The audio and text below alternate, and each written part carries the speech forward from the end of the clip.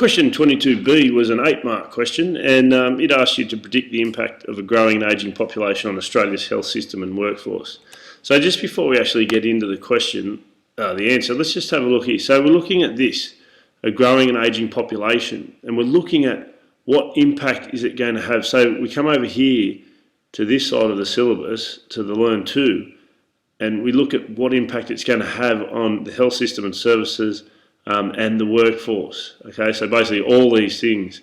Some of you guys went through and listed all these different areas of the syllabus, and you didn't really need to go through that stuff.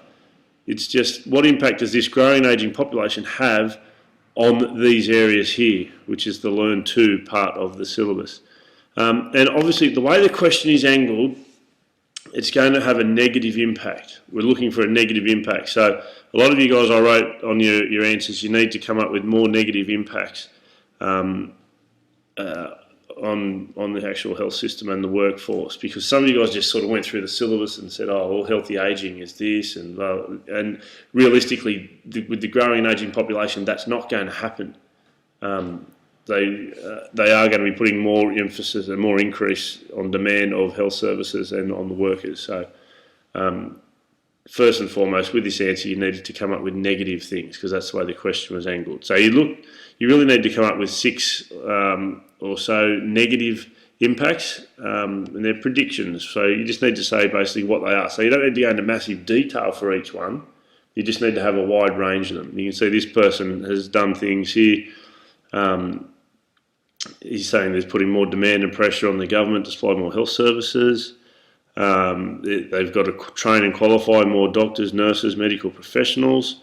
So that's what he's predicting will happen.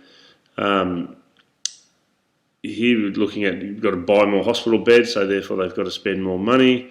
It's going to affect the availability of carers and workers, because there's going to be workforce shortages, because there's going to be more workers retiring.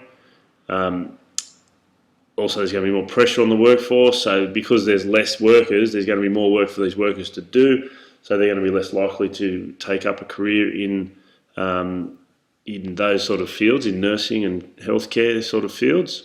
You can see here he's mentioned that. Number of volunteers is short, because the people who are volunteering are now the people who are getting older, and they can't care for themselves. Other things you could have included were it'll make the pharmaceutical benefit scheme unsustainable, because we're going to be having so many more people needing medication.